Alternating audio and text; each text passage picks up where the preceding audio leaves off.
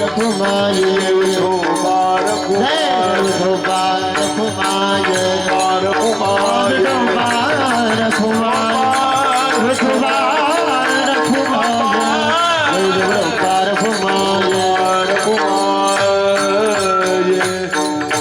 रखुमाई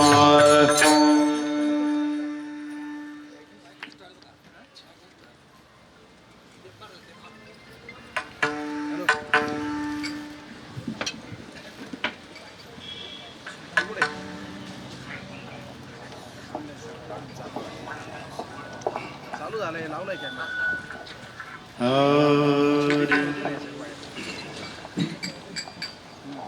श्रीराम हरी हरी कृष्ण हरे हरे जय जय राम कृष्ण हरे हरे जय जय राम कृष्ण हरे हरे जय जय राम कृष्ण हरे कृष्ण हरि जय जय राम जय जय जय जय जय जय राम हरे जय जय राम हरि जय जय राम जय जय जय राम हरि जय जय राम हरे जय जय राम हरि जय जय राम हरि जय जय राम कृष्ण हरे जय जय राम हरि जय जय राम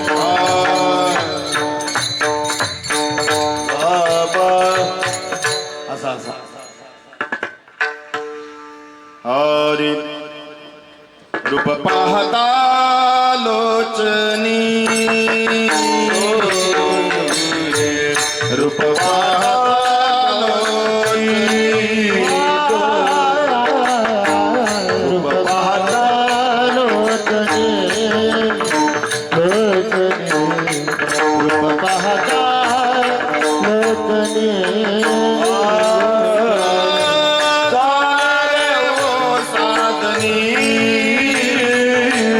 सुख झाले ओ साधनी साधनी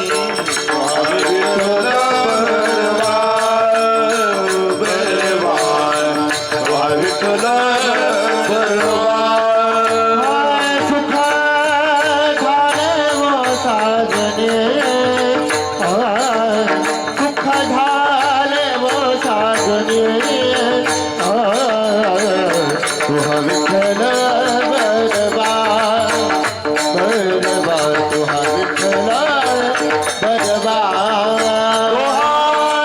माधव परवा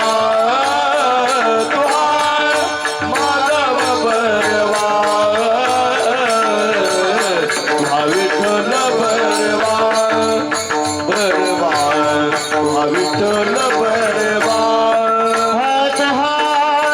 माधव बरबा तुहा माधव बरबा तुहा विठ्ठल भगवान बरबा तुहा विठ्ठल बरबा भूता सुकृताची जोडी सुकृताची जोडी जोडी बहुता सुकृताची जोडी जोडी बहुता सुकृताची जोडी म्हणून विठ्ठली आवडी म्हणून विठ्ठली आवडी हा विठ्ठल परवा परवा तो हा विठ्ठल परवा भवानी विठ्ठली आवडी भवानी विठ्ठली आवडी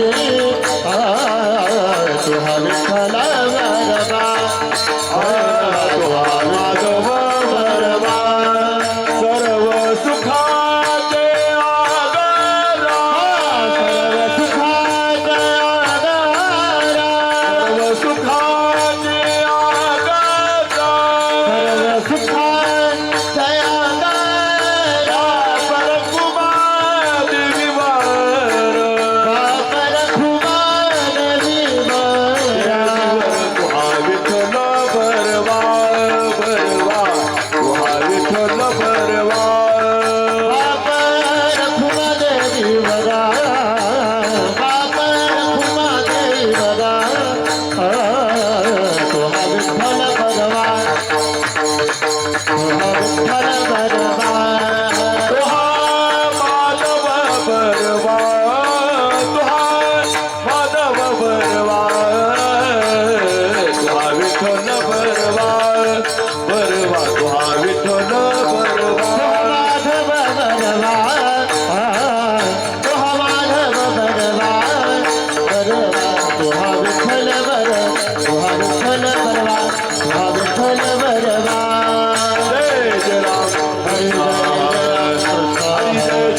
हरी हरी हरी जय राम कृष्ण जय जय राम कृष्ण हरी जय जय राम कृष्ण हरी राम कृष्ण हरी जय जय राम जय जय राम कृष्ण हरी जय जय राम कृष्ण हरी जय जय राम जय जय राम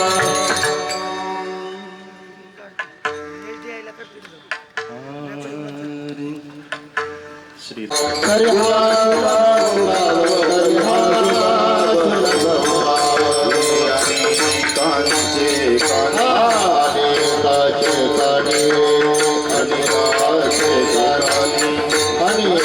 गुण दोष मनानी गुण दोष मनानी गुण दोष बनानाने गुण दोष बनानाने गुण दोष बनानाने गुण दोष बनानाने तुझा हवाय देव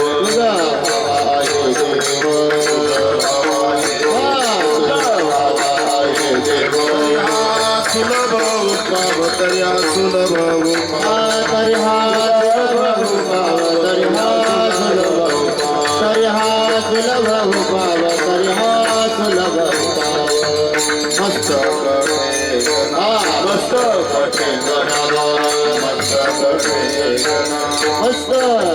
करी संतांच्या चरणा करी संतांच्या चरणा करे संताचा चरणा करी संताचा चरणा करी संताचा चरणा हा तुझा बाबा आहे देवा तुझा बाबा आहे देवा सुलभ उपावतया सुलभ हा तरी हा सुलभ उपाव तरी हा सुलभ उपाव तरी हा सुलभ उपाव तरी हा सुलभ उपाव वेदीचे वचन हा वेची वचन वेदीचे वचन हा वेची वचन दिने राहे समाधान दिने राहे समाधान हा जे राहे समाधान जे राहे समाधान जे राहे समाधान हा तुझा बाबा आहे देव तुझा बाबा आहे देव तरी हा सुलभ उपाव तरी हा सुलभ उपाव तरी हा सुलभ उपाव तरी हा सुलभ उपाव हा सुलभ उपाव तरी हा सुलभ उपाव ही तुका मनी हा तुका म्हणे ही तुका मनी तुका म्हणे थोडा तरी परोपकार थोडा तरी परोपकार थोडा तरी परोपकार थोडा तरी परोपकार तरी परोपकार थोडा तरी परोपकार हा तुझा बाबा आहे देव तुझा बाबा आहे देव सुलभ उपाव तर्या सुलभ तरी हा सुलभ उपाव तरी हा सुलभ उपाव सुलभ उपाव तरी हा सुलभ उपाव गोपाल कुमार हो बार कुमार गोपाल कुमार बार कुमार कुमार कुमार गोपाल कुमार बार कुमार गोपाल कुमार गोपाल कुमार गोपाल कुमार विठोबार कुमार विठोबार कुमार गोपाल कुमार विठोबार कुमार विठोबार कुमार गोपाल कुमार विठोबार कुमार विठोबार कुमार विठोबार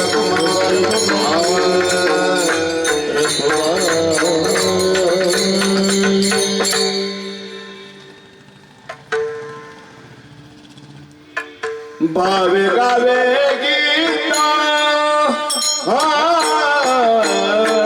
भावे गावे गीता गावे गावे गीता गावे गावे गीता भावे गावे गीता भावे गावे गीता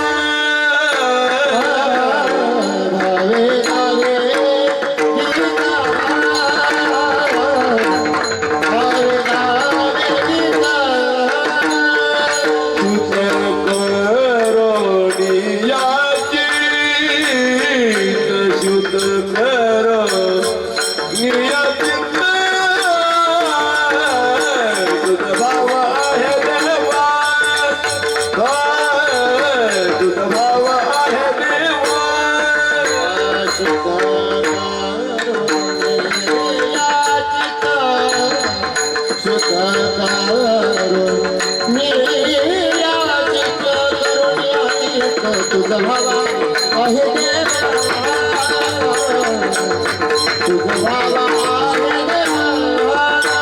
तरी हाय सुलभ ओ पावन तरी हाय सुलभ तरी हाय सुलभ ओ पावन तरी हाय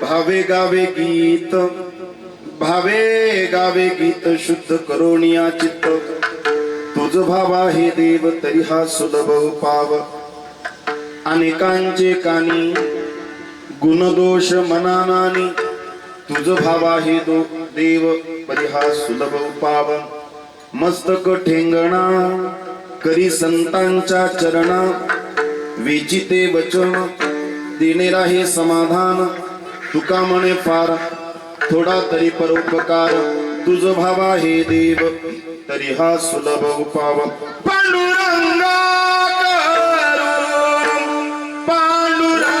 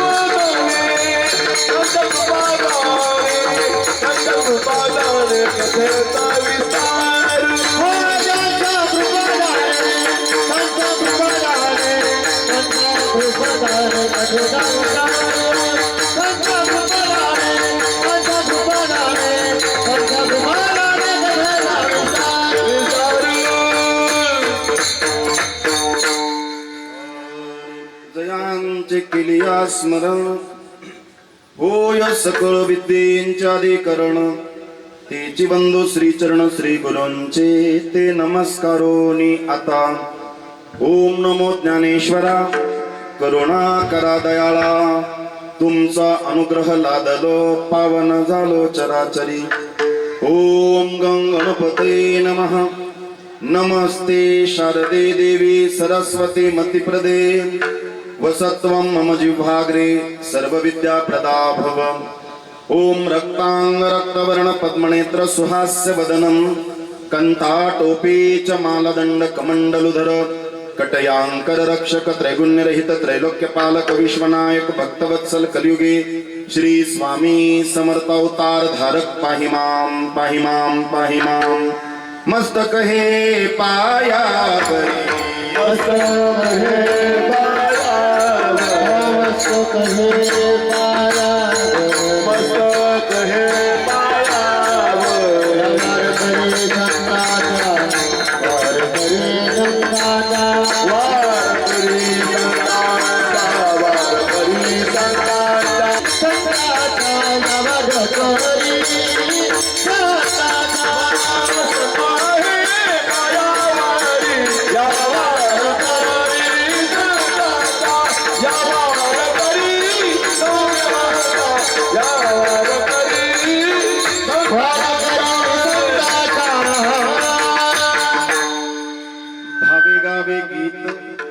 भावे गावे गीत शुद्ध करून या चित्त तुझ भावा हे देव तरी हा सुलभ उपाव. विठाला विठाला उडाला उडाला छलभाला छलभाला छलभाला छलभाला. विश्वाचे चालक मालक पालक पूर्ण दत्तावतार श्रीपाद श्री वल्लभ नरसिंह सरस्वती अक्कलकोट निवासी भगवान श्री स्वामी समर्थ महाराज देवांचे देव महादेव निर्गुण निराकार परब्रह्म ज्या ठिकाणी सगुण रूपात साकार झालं ते पंढरपूर ज्यांच्या नावाने विश्वात शोभून दिसत आहे त्या पंढरीचं इष्ट आराध्य श्री विठ्ठलाच्या चरणी नतमस्तक होतो. ज्या नर्मदा माईच्या कृपेने तिची परिक्रमा पूर्ण होऊन आज त्याचा परिपाक म्हणून ही कीर्तनाची सेवा या ठिकाणी आपल्याला श्रवण करण्याचा आनंद मिळतोय. त्या नर्मदा माईच्या चरणी नतमस्तक होऊया आणि या विशेष उपक्रमासाठी लाभलेले विद्यार्थी आणि त्यांचे गुरुजी परमादरणीय उत्कृष्ट तरुण तडफदार कीर्तनकार आणि उत्कृष्ट गायक आमचे हरिभक्त परायण राहुलजी महाराज डुमरे यांच्यासाठी जोरदार टाळ्या वाजवा. ते आणि त्यांचे सर्व विद्यार्थीगण जुने जाणकार ज्यांचा वारकरी संप्रदायामध्ये फार मोठा वाटा आहे आणि पाठासुद्धा त्यांचा तगडा आहे. आमचे हरिभक्त परायण अशोकजी महाराज झाडे आणि साधी राहणी आहे. शेती करता करता आपली मृदुंगाची सेवा जिथं असेल तिथं जाऊन कुठल्याही आडेवेडे न घेता मान पान कुठल्याही गोष्टी न जपता साध्या राहणीने मृदुंग ज्यांच्या हातून वाजत नाही अक्षरशः बोलतो ते आमचे आदरणीय महेशजी महाराज सूर्यवंशी यांच्यासाठी जोरदार टाळ्या वाजवा. विनेकरी बाबा आहे. साऊंड सिस्टम आज फार छान आहे. स्क्रीन लावली आहे. फार गोड तयारी आहे. स्क्रीन गरजेचं आहे. हा बरोबर हरकत नाही. तयारी भरपूर आहे पण अजून श्रोतृवर्ग काही एवढा नाहीये पण हरकत नाही.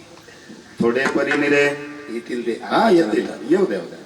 आता काहींना हा प्रसाद आहे नंतर आले तर त्यांना तो प्रसाद आहे आणि विरळेच आहात तुम्ही तुम्हाला दोन्हीही प्रसाद मिळणार आहे. ज्ञानदान पण आणि अन्नदान पण. आमचे परम आदरणीय गोड स्वभाव आहे त्यांचा आणि नावाप्रमाणेच आहेत एकनाथ.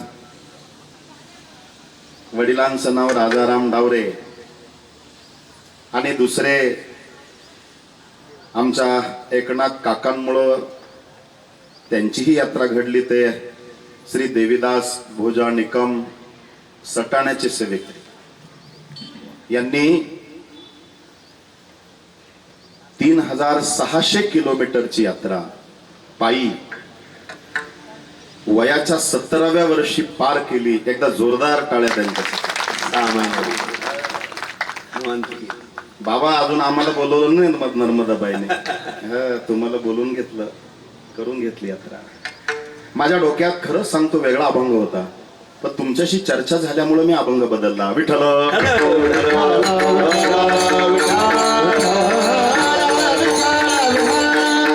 शुद्ध करून या चित्त. बस. नर्मदा माईची परिक्रमा करत असताना काय अनुभव येतो आणि कशाची प्राप्ती होती. मानवी जीवनाचं परमगंतव्य हे ईश्वर प्राप्तीच असलं पाहिजे. जन्मच त्याच्यासाठी. मी प्रस्तावनेत जास्त वेळ पडणार नाही, अभंग मोठा आहे आणि वेळ फार झाला, मला याची जाणीव आहेच.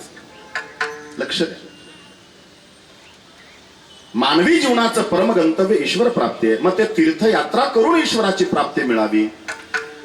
कोणी होम हवन करून ईश्वराची प्राप्ती करण्याचा प्रयत्न करेल, कोण योग याग करून ईश्वराला प्राप्त करण्याचा प्रयत्न करेल. वाटा वेगळ्या वेगळ्या आहे, पण साध्य एकच आहे. ते दुंडा महाराज म्हणायचे, फार गोड, देगलूरकर, दुंडा महाराज देगलूरकर. माणसाने कानाने असं ऐकावं, एकदा ते ऐकल्यानंतर परत काही ऐकायचं शिल्लकच राहू. माणसाने असं बोलावं, बोलल्यानंतर परत काही बोलायचं शिल्लक राहू नये. माणसानं आयुष्यात एकदा असं पाहावं का ते पाहिल्यानंतर बाकीचं काही शिल्लक राहता कामा नये. विठ्ठलची एक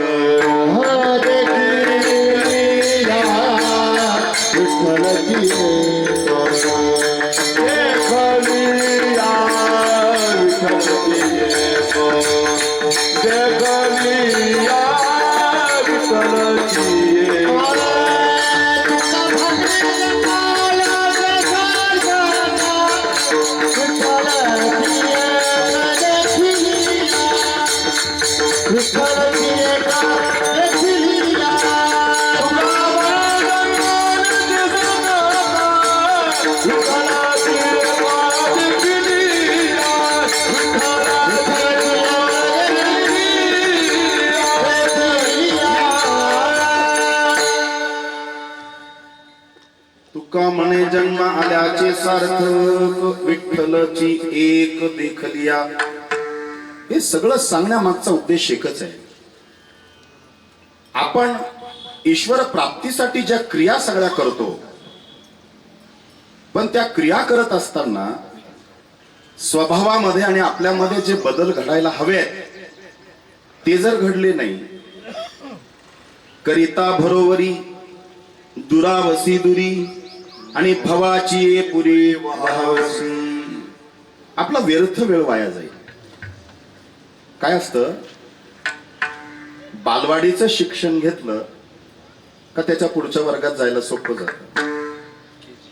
हा काय सिनियर केजी, ज्युनियर केजी, अजून काय बालवाडी, परत पहिली, दुसरी, तिसरी, चौथी, पाचवी, असं असं असं जावं लागतं. आणि मग माध्यमिक, नंतर उच्च माध्यमिक आणि युनिव्हर्सिटीमध्ये मग पदवी. लक्षात घ्या, मला या ठिकाणी असं प्रतिपादन करावं असं वाटतंय आणि शास्त्राला धरून बोलतो. तुकाराम महाराजांनी जितके जितके उपदेश गाथ्यात केलेले आहेत ते सगळे कर्म अधिष्ठित उपदेश आहेत. आणि ज्ञानोबा माऊलीने जे उपदेश केले ते ज्ञान अधिष्ठित उपदेश आहे. तुकाराम महाराजांचं मत आहे आणि ज्ञानोबा माऊलींचं मत तेच आहे. जीवाचा प्रवास हा हमेशा कायम जडाकडून सूक्ष्माकडे होत असतो. आता हा गुंतागुंतीचा विषय, मला त्याच्यात जास्त पडायचं नाही, मला अभंगाचा भाव मांडायचा आहे. लक्ष द्या. आणि थोडीशी नर्मदा माईची थोडीशी महती आपण विषद या ठिकाणी करणार आहोत. विषयाला अनुसरून लक्ष द्या. जडाकडून जीव सूक्ष्माकडे गेला तर त्याची त्रेधा तापट उडत नाही. सुलभ आणि सुखद प्रवास होतो त्या जीवाचा. कुठं? जडाकडून सूक्ष्माकडे जाताना. आधी सगुण कळावा, नंतर निर्गुण कळावा. पण तुम्ही निर्गुणाच्या नादाला अगोदर लागले तर नाही कळणार हो. बालवाडीचं पोरग आहे आणि त्याच्यात इंग्रजी फडा फडा फडा फडा बोललं जातं, अरे त्याला नाही कळणार, लहान आहे ते. त्याला त्याच्या भाषेत बोलावं लागणार. म्हणून तुकाराम महाराजांनी आपल्याला हळूहळू ढाळे ढाळे केवतीने एक वेळे, जसं ज्ञानोबा माऊली म्हणतात, परमार्थाकडे अंतर्मुख करण्यासाठी जव हे सकळ सिद्ध आहे, हात चाला वया पाय, तव तू आपले स्वहित पाहे, तीर्थयात्रे जाय चुकू नको. जव काळासी दूर ठेवा, जोपर्यंत हे धडधाकट आहे तोपर्यंत तीर्थयात्रा केल्या पाहिजे. आता मला सांगा, 80 वय झालं, 90 वय झालं, आता तीर्थयात्रा करता येतील काय? नाही. मग ज्ञानोबा माऊली म्हणले, आता ना तुम्ही माझ्याकडे या, मी तुम्हाला सांगतो ज्ञानाधिष्ठित उपदेश. तीर्थव्रत भाव धरी रे करुणा, शांती दया पाहुणा. तुमच्या लक्षात आलं का? मी जडाकडून सूक्ष्माकडे जीव कसा जातो पहा. म्हणजे तुकाराम महाराजांनी जे उपदेश केले ते बालवाडी पासून तुम्हाला कॉलेज पर्यंत, आणि पदव्या घ्यायच्या ना तुम्हाला, ज्ञानार्जन करायचंय ना, पुढचं स्वतःला मजबूत बनवायचं ना ज्ञानामध्ये, मग त्याच्यासाठी ज्ञानोबा माऊलींनी ज्ञान अधिष्ठित उपदेश केलेले आहे. आता बाबा 90 वर्षाचं वय झालं आणि तुम्हाला नर्मदेची परिक्रमा कसं, अहो तुम्हाला इथून इथं चालता येत नाही, दम लागतो, फुफ्फुस भरलेले आहेत, कफ वाढतो, खोकला येतो, मग तुम्हाला कसं चालता येईल? मग तुम्ही नर्मदेला जाऊ नका, तुम्ही त्र्यंबकला जाऊ नका, तुम्ही प्रदक्षिणा करू नका, तुम्ही एकच काम करा. आईचा बाई सोनी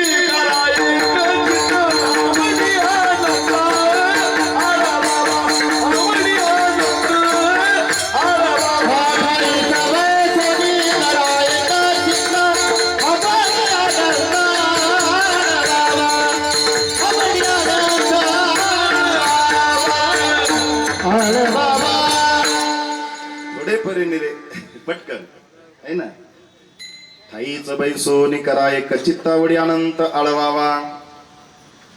आता तुम्हाला नाही जाता येत ना, तुम्ही नका काळजी करू.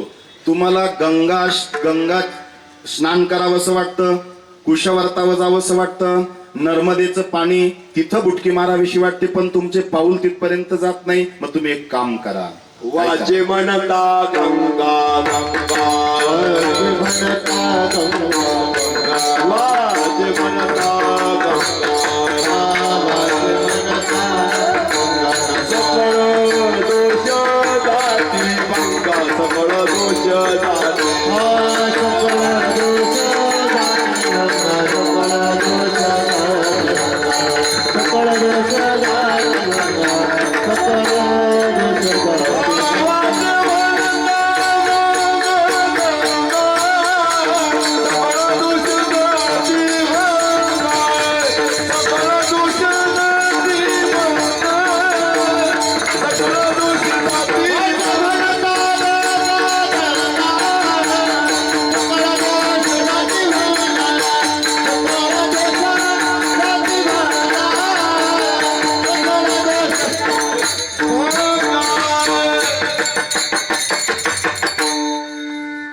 पोरांसाठी एकदा टाळ्या वाजवा.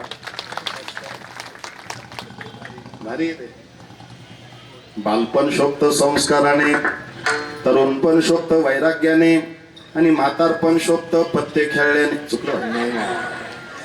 बालपण शोभत संस्काराने, तरुणपण शोभत वैराग्याने, आणि म्हातारपण शोभत फक्त देवाच्या नामस्मरणाने. करा विठ्ठल विठ्ठल.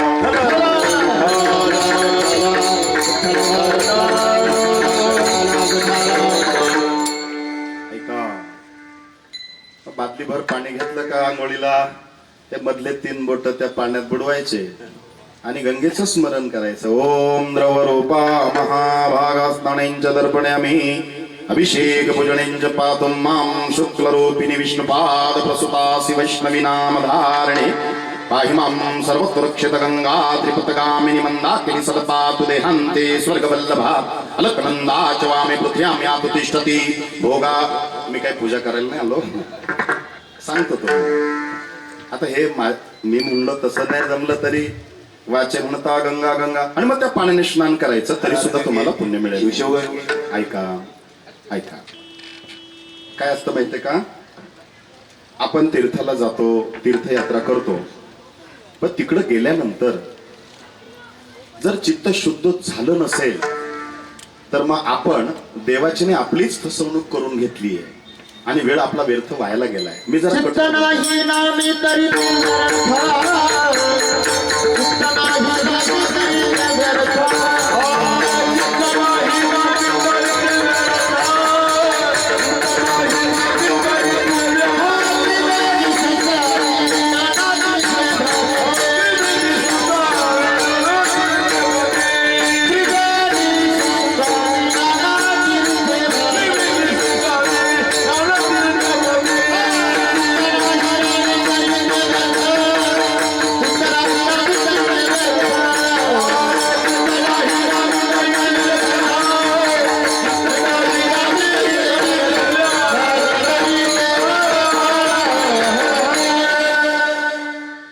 त्रिवेणी संगमी नाना तीर्थे भ्रमी चित्त नाही नामी तरी ते व्यर्थ.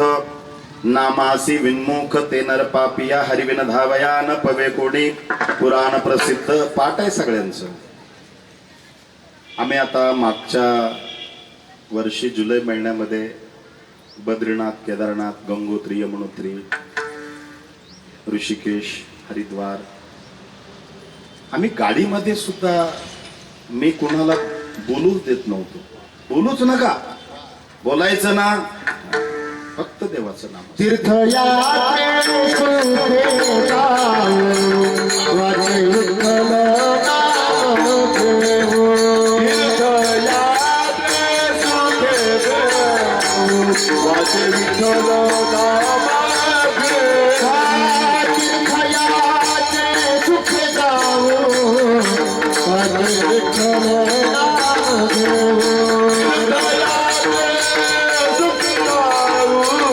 वाचे विठ्ठल नाम घेऊ.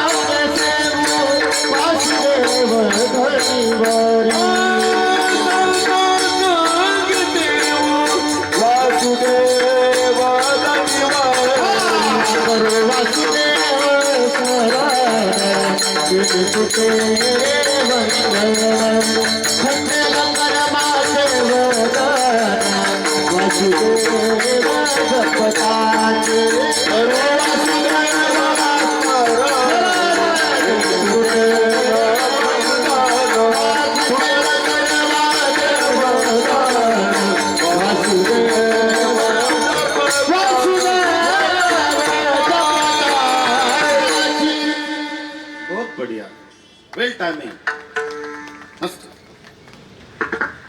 तीर्थयात्रा करत असताना ईश्वराचं नामचिंतन केल्यानंतर काय त्याची फलश्रुती मिळते, किती गोड प्रमाण आहे पहा. चित्त नाही नामी तरी ते व्यर्थ. ऐका, एक सांगू का, नद्या भरपूर आहे. ब्रह्मगिरीची प्रदक्षिणा होते, गंगामाईची नाही होत. नाही, तुम्ही कुशावर्ताला तिथे हे करू शकाल, पण पूर्ण नदीची प्रदक्षिणा होत नाही. पुराण भरपूर आहेत, पण कुठल्या नदीचं पुराण नाही. पण एक नदी अशी आहे, नर्मदा पुराण आहे. बारीक आहे का बरं का, विषय फार गोड चाललाय, सर्वांगाचे काम करून. आणि हा अभंग निवडताना मी फार फार फार फार विचार केलाय. नाही, तो तुमच्यासाठी निवडलाय आणि तो अभंग एकदम पुरेपूर त्यानुसार तुम्ही केलंय. यात्रा तुम्ही बाकीच्या यात्रेंना जा, माणसं तुमच्या सोबत सोबत राहतील, पण नर्मदा माईला तुम्ही सोबत 100-200 लोक जा, नर्मदा माई तुम्हाला सोबत कधी ठेवणारच नाही. हा, मी गेलो नाही, मला माहित आहे सगळं, माझा अभ्यास चालू आहे, त्याच्यावर रिसर्च चालू आहे. बरोबर आहे काय चूक आहे मला सांग. तिला चालतच नाही, कारण तुम्ही एकत्र चालले का संसाराच्या गप्पा मारणार. हा, 2 वर्ष झाले म्हैस दूधच देत नाही. अरे तिथं बोलायचं नाही रे, काय तिथं नाही चालत, त्या प्रपंचाच्या गप्पा चालत नाही. तिथं गेल्यानंतर तुमच्या माहितीसाठी सांगतो, तुम्ही किती सुख सुविधा घेऊन जा, सगळ्या सुख सुविधा तिथं जाऊन गळून पडतात. बाबा खरंय का खोटंय सांगा. कारण भगवान वैराग्यवान शिवाची ती पुत्री आहे. विठ्ठल विठ्ठल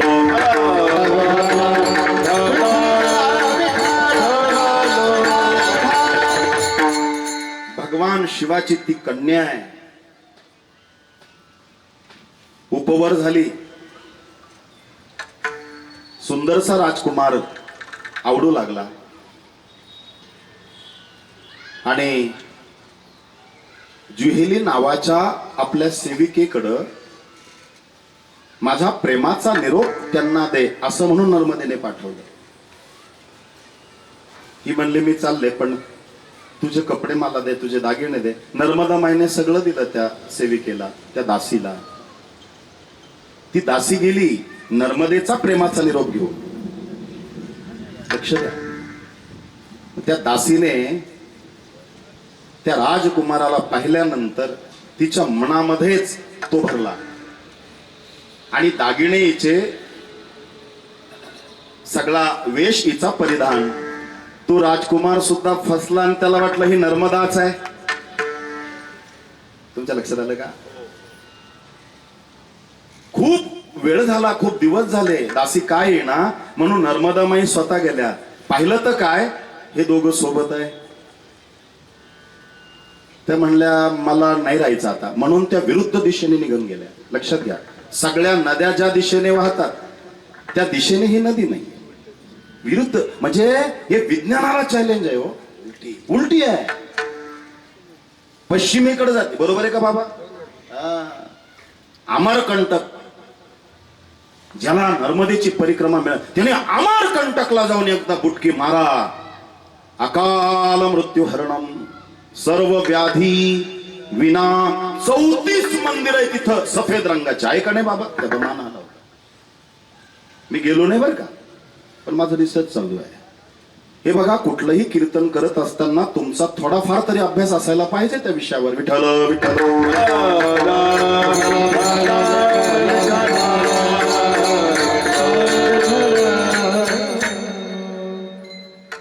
तिथं जुहेली नावाची नदी पण लागते, पण ती इतकी अपवित्र आहे तिथं कोणीच बुक्की मारित नाही.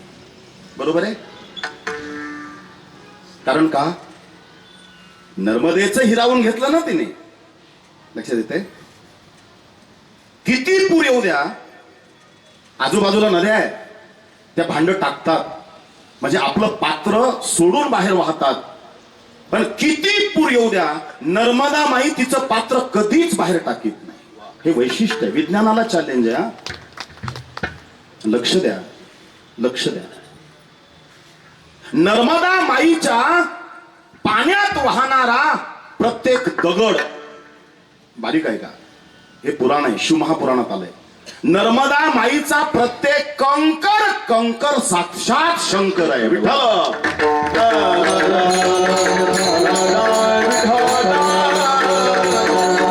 नर्मदेच्या पाण्यातलं पत्थर दगडाचं बनवलेलं शिवलिंग, त्याच्यात प्राण प्रतिष्ठा देण्याची गरज नाही. ते स्वयंपूर्ण आहे. हे शास्त्र आहे.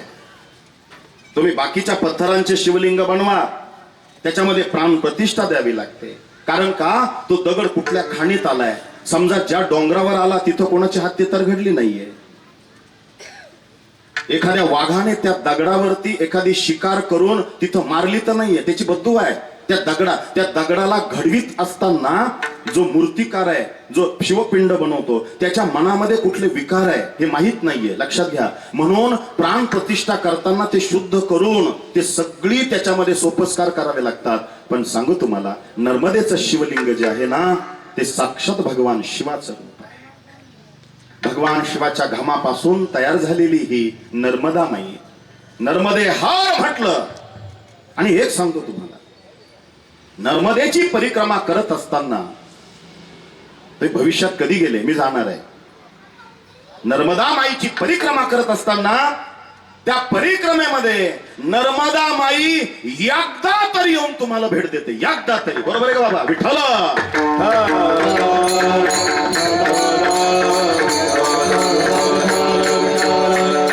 रात्र झाली आहे, जंगल आहे, आता रस्ता कोणी सांगायला नाही.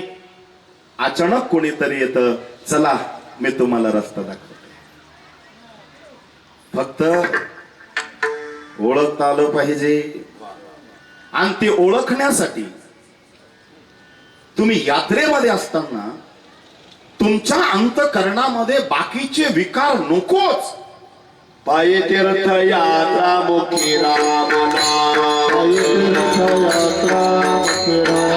पायी तीर्थ यात्रा मुखी राम नाम.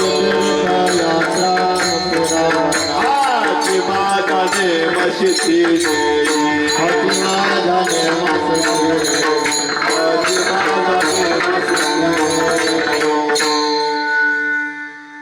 पायी तीर्थयात्रा मुखी रामनाम. किंवा ते काय, राम म्हणता वाट चाली यज्ञ पाऊल पाऊली. हो, प्रत्येक पाऊल टाकताना तुम्ही देवाचं नाम घ्या, जे तुमच्या आवडतीचं देवाचं नाम आहे. प्रत्येक पाऊल टाकताना देवाचं नाम घेतलं ना तीर्थयात्रेला, प्रत्येक पाऊलाला एक एक यज्ञ करण्याचं पुण्य तुमच्या गाठी पडतं. इतकं सामर्थ्य नर्मदा माईचं आहे. किती बोलावं नर्मदा माई बद्दल. मी बोलतोय ना आणि तुम्ही ऐकताय ना, सगळ्यांच्या जन्मांतरीतले दोष जातील, लक्षात घ्या. फार पवित्र आहे ते नदी. मध्यान्ह काळात सगळे तीर्थ नर्मदा माईच्या स्नानाला जातात. पण स्नान करताना काही क्रिया आहेत. आपण स्नानाला जातो, आपल्याला वाटतं हे स्नान केलं म्हणजे आपलं पाप जाणार आहे. पण ते पाप जाण्यासाठी काही क्रियाशास्त्रामध्ये आलेल्या आहे, त्या आपण जर व्यवस्थितरित्या केल्या तर ते खूप चांगले रिझल्ट आपल्याला येतात. पण एक सांगू तुम्हाला, सगळं करा, सगळं अध्यात्म. तुम्ही तीर्थयात्रा करा, तुम्ही जप करा, होम करा, हवन करा, यज्ञ करा, तुम्हाला जे येईल ते ईश्वर प्राप्तीसाठी करा. पण ते करत असताना चित्त शुद्ध ठेवा पहिलंच.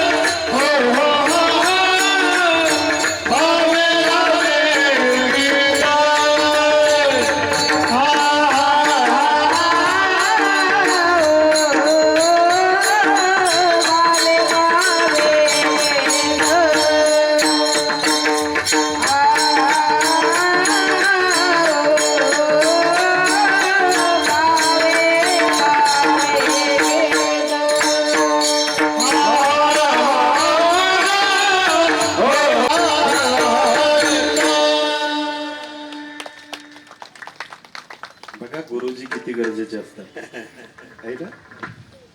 कसं बरोबर सावरून घेतलंय ना.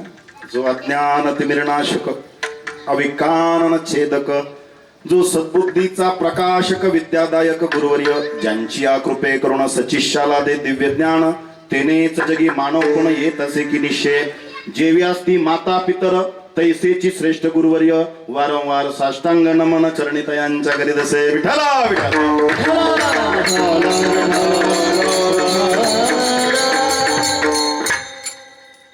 तुम्हाला नाही वाटत का तुमचे लेकर असे नाचावेत?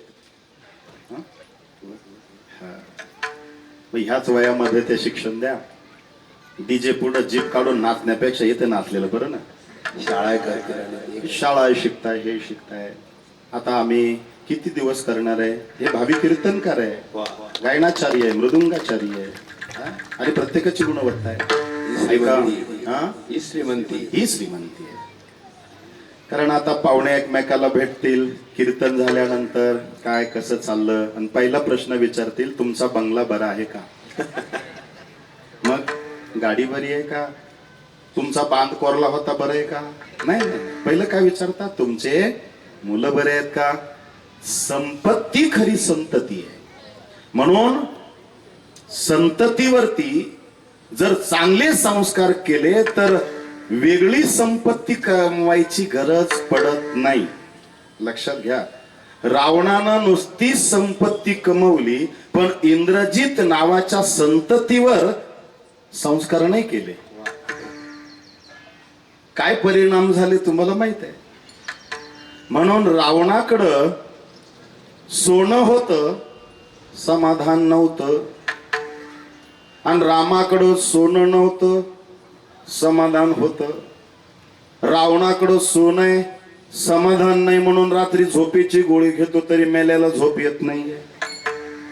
आणि रामाकडं सोनं नाहीये, समाधान आहे, उशाला दगड घेतला पंचवटीत का लगेच झोपी जातोय. मग आता उत्तर द्या मला, चांगल्या झोपेला आणि जीवनाच्या उत्कर्षाला सोनं लागतं का समाधान? समाधान. आता इकडं मग मला सांगा, शांत झोपेला आणि जीवनाच्या उत्कर्षाला सोनं लागतं का समाधान? समाधान. मग आता दर्शनाला आल्या का सगळ्यांनी काढून ठेवा. तुम्हीच म्हणले ना. नाही, टेन्शन नका घेऊ, राहू द्या. पण त्या श्रीमंतीला संस्काराचा स्पर्श ठेवा. विठ्ठल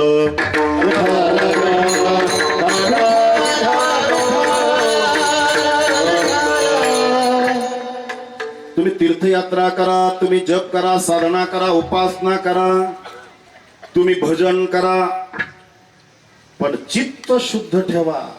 पहिलं चरण फार गोड आहे. हा जो अभंग आहे तो ईश्वर प्राप्तीसाठीची पंचसूत्री सांगणारा अभंग आहे. मी पटापट पुढे जाणार आहे.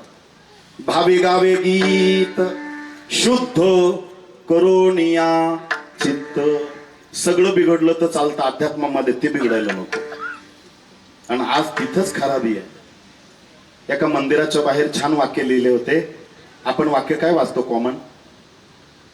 चपला इथं काढा, लहान पोरं सांभाळा, शांतता राखा, मोबाईल बंद ठेवा, रांगेत दर्शन घ्या, खिशे कापून पासून सावध राहा, नारळ इथं फोडा. कॉमन वाक्य. ते मंदिराच्या बाहेर वाक्य लिहिले होते. म्हणजे मंदिरात प्रवेश करताना पायातले जोडे आणि जोड्याच्या लायकीचे विचार मंदिराच्या बाहेर काढा, देव तुम्हाला भेटेल. विठ्ठल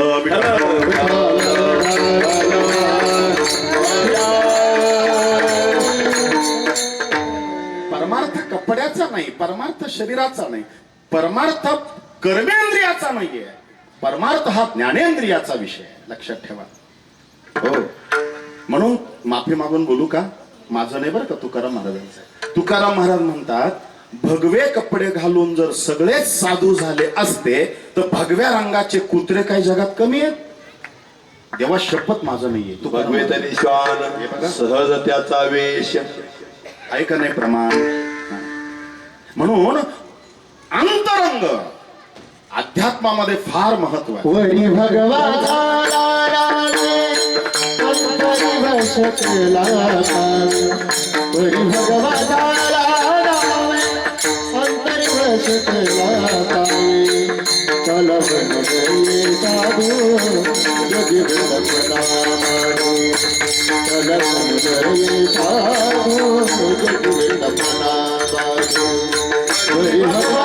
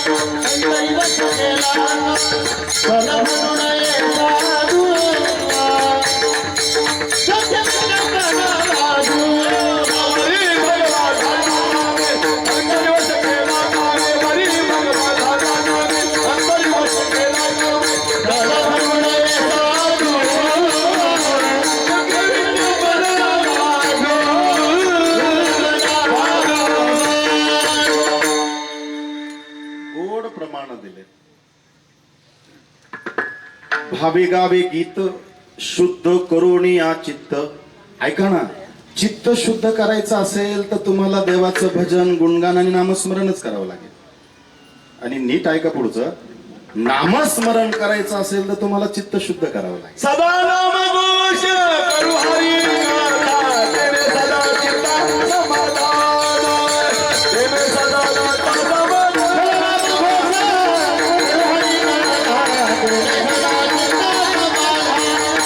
Hare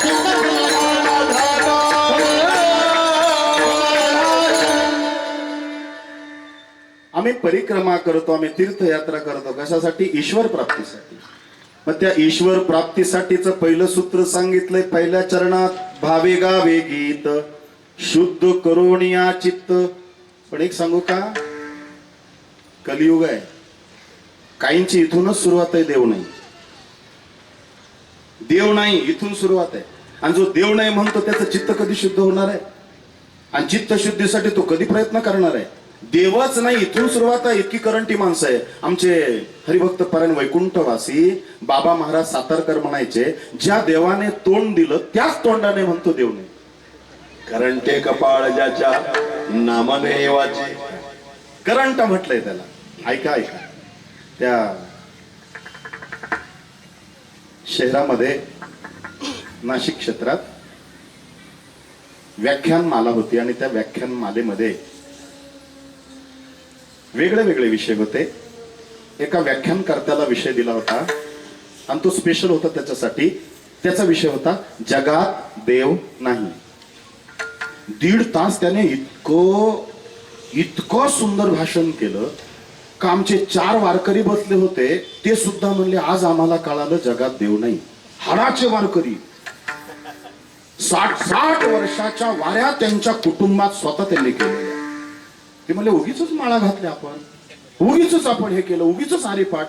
आज आम्हाला इतका वक्ता सहस्र 10,000मध्ये एकच वक्ता असा असतो का युक्ती प्रयुक्ती करून आपलं म्हणणं, आपलं बोलणं श्रोत्यांच्या कानांच्या मार्फत त्याच्या हृदयात ओतून देतो आणि स्पष्ट करतो. लोक म्हणले आज कळालं, 1000 लोक, जगात देव नाही.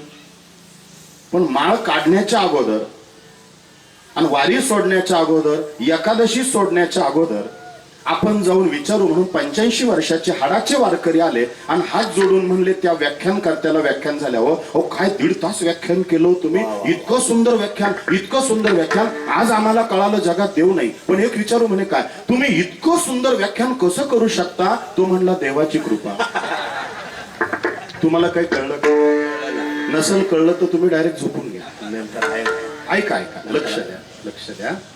म्हणजे जो म्हणत होता जगात देव नाही, त्याने युक्ती प्रयुक्ती करून श्रोत्यांच्या गळी उतरवलं आणि स्पष्ट केलं 1000 लोकांकडून का एकमुखाने सगळे म्हटले 1.5 तासाचं व्याख्यान ऐकून आज आम्हाला आउटपुट असं आलं जगात देव नाही. आणि त्याला विचारलं तुम्हाला काय, तो म्हणला मी देवाची कृपा. म्हणजे तो कुठंतरी देव मानतोच. ते बाबा महाराज सातारकर, त्यांचे आजोबा दादा महाराज फार सुंदर ज्ञानेश्वरी सांगायचे. त्यांची ज्ञानेश्वरी ऐकायला पहाटे 5 पासून 200-400 लोक व्यसन लागल्यासारखे येऊन बसायचे.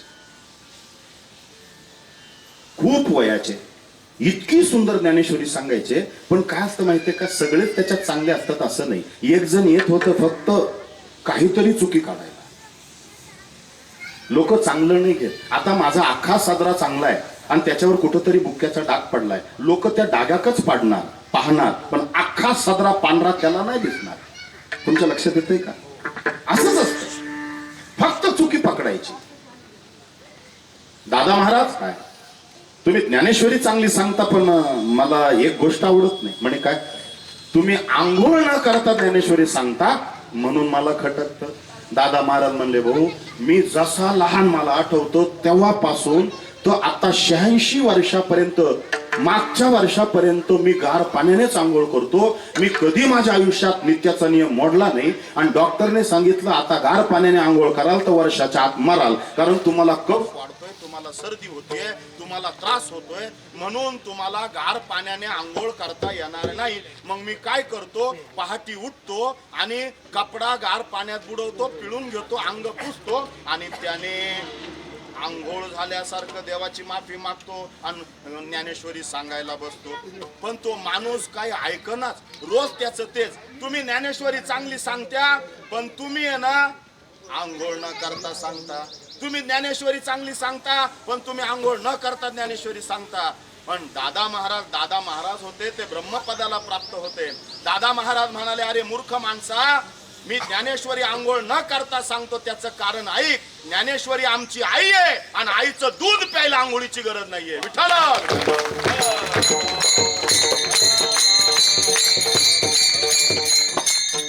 मला हा मुद्दा सांगून थांबायचं नाही, माझा मुद्दा पुढे आहे. दादा महाराज म्हणायचे बाळ जर अंगणात खेळत असेल, लक्ष द्या, येतोय का आवाज? हा मग लक्ष द्या, थोडं सरकून घ्या. ऐका, माझा आवाज मोठा आहे. आज काय संध्याकाळी कार्यक्रम नाही, काळजी नका करू. थोडं पुढं सरकून घ्या. ऐका, इकडे लक्ष द्या, येतोय आवाज? दादा महाराज सातारकर म्हणायचे अंगणात बाळ जर खेळत असेल, अंगणात बाळ जर खेळत असेल तर समजायचं त्याची आई घरामध्ये काहीतरी काम करत असेल. ती भांडे करत घाशीत असेल, धुणं धुत असेल, स्वयंपाक करत असेल, पीठ मळत असेल, काहीतरी आई करत असेल. ते काय म्हणायचे माहितीये का? त्या बाळाचं दिसणं त्याच्या आईचं असणं आहे. त्या बाळाचं दिसणं त्याच्या आईचं असणं आहे, तसं जीवाचं दिसणं देवाचं असणं आहे. विठ्ठल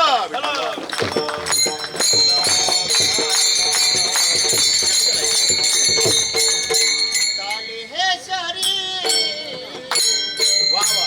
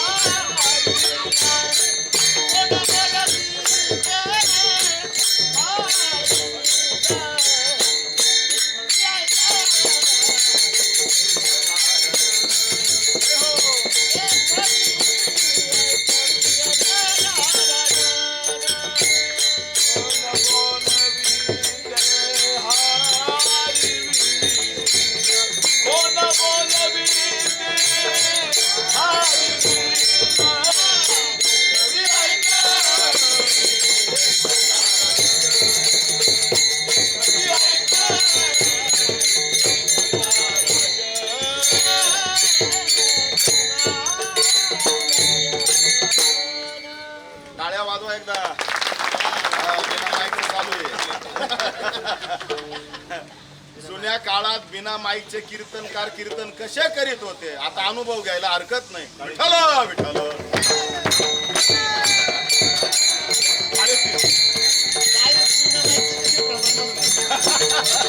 ऐका ऐका ऐका,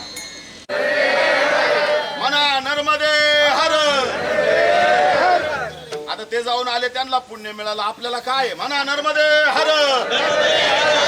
म्हणत राहा, आता लाईट येऊस तो.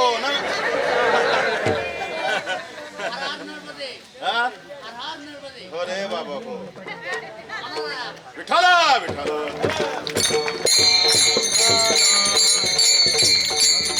ऐका ऐका ऐका ऐका, भावे गावे गीत शुद्ध करोनिया चित्त, तुझ भावा हे देव तरी हा सुलभ उपाव. समजा ऍक्सिडेंट झाला, त्याच्यामध्ये दोन्ही हात गेले, जगल का मरल? जगल, पण थोटा म्हणून जगल.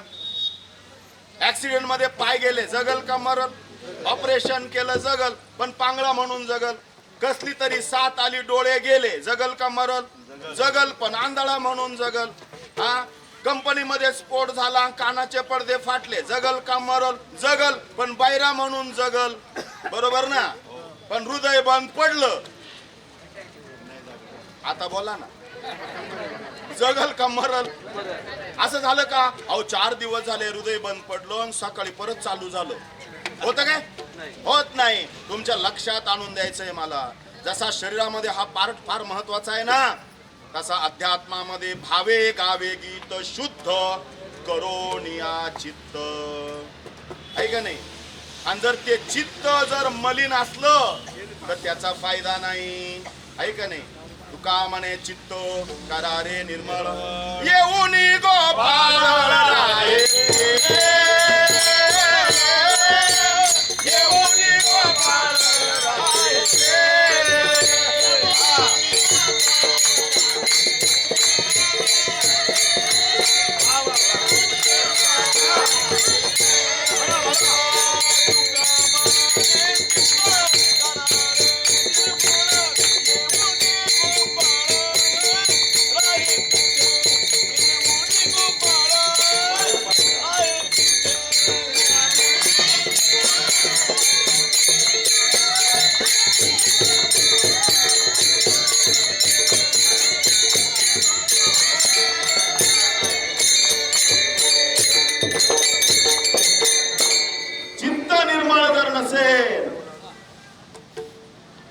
तुका म्हणे चित्त करारे निर्मळ एवढी गोपाळ राजे तेथे पुढे जोडली रे ती मला वाटलं कोणाचं नाका जोडली पण आवाज येतो ना. विठ्ठल विठ्ठल विठ्ठल. चित्त कसं पाहिजे निर्मळ पाहिजे. एक वाक्य सांगू का. आज ना नर्मदा परिक्रमेची सांगता आज दुर्गा सप्तशतीचं हवन. अहो या महात्म्याने मी महात्माच म्हणे यात्रेत असताना दुर्गा सप्तशती स्वामी चरित्र आणि काही योगायोग येता येता त्र्यंबकला येताना गुरुचरित्र आणि परत नवनाथ आणि घ्यायचा तर म्हणे गणेश महाराजांचाच कार्यक्रम घ्यायचा. मला तारखा नव्हत्या म्हणे मी तिथंच थांबलो. हा जेव्हा तारीख भेटल तेव्हा आता काय करू. मी पण रात्रभर त्या ट्रेन मध्ये होतो. नांदेड वरून आलो 7 वाजता. आंघोळ केली. बायको म्हणत होती जराशी झोपा पण म्हणलो नाही बाई झोपलो ना परत मी उठणार. कारण का तळमळ आहे तळमळ. अण्णा पाया पडतो तुमच्या कारण मला नाही येत आलं.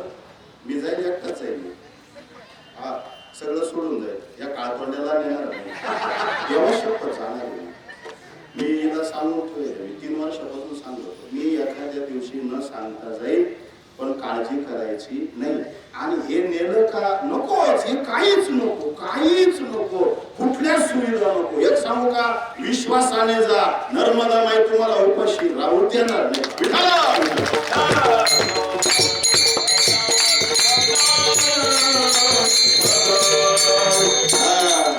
नाही तर पंढरपूरला निघाला का बायको म्हणती शेंगदाण्याची चटणी न्या पापडाची चटणी न्या गुरासनीची न्या लाल मिरचीची न्या 2 ब्लँकेट न्या 4 कांबळे न्या जसा मराया चालला.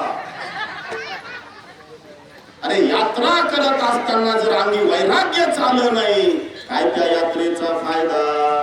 शुद्ध चित्त असायला पाहिजे. म्हणून आज या कीर्तनाच्या निमित्ताने नाही काय तुमच्या लक्षात आलं या पंचसूत्रीपैकी हे पहिलं सूत्र तरी लक्षात ठेवा. मी 3 वाक्य बोलणार आहे. लक्ष द्या इकडे बरं का. आपला विषय काय चालला. पहिलं सूत्र देवप्राप्तीचं. भावे गावे गीत शुद्ध करोनिया चित्त. ऐका ज्याला शरीर निरोगी ठेवायचं त्याने शरीरामध्ये कंट्रोल मध्ये ठेवायचं. पित्त कमी जास्त झालं का मळमळ होती उलट्या होत्या चक्कर येत्या जुलाब होत्या. पित्त कमी जास्त झालं का माणसाची तब्येत बिघडती. पित्त म्हणजे शरीरातलं पाणी ते 70% मेंटेन असायला पाहिजे. शरीरामध्ये पाहिजे पित्त. म्हणून पाणी शरीरात कमी झालं का डॉक्टर ऍडमिट करतो आणि डॉक्टर ऍडमिट करून नळीतून रॉकेल भरितो. बरोबर आहे का. मग काय भरितो पाणी. शरीरामध्ये पाहिजे पित्त. ज्याला प्रपंच सुखाचा समृद्धीचा शांतीचा करायचा आणि लक्ष्मी घरात स्थिर राहावी वाटत असेल त्याने कष्टाने कमवायचं वित्त. शरीरामध्ये पित्त संसारामध्ये कष्टाने वित्त आणि परमार्थामध्ये चित्त. विठ्ठल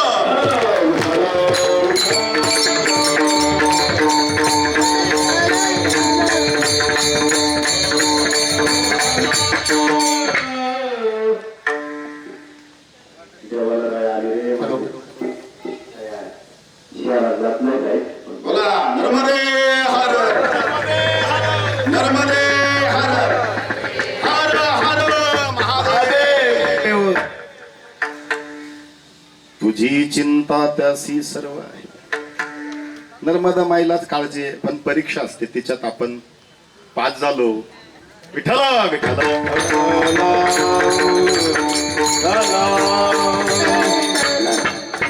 तक्रारच करायची नाही. मग तुम्हाला जनरेटर का आणता आलं नाही. असे कुठे कार्यक्रम करता का. तू घरी जाय. होत नसेल बिल्कुल तक्रार जो प्राप्त है वही पर्याप्त है. विठ्ठला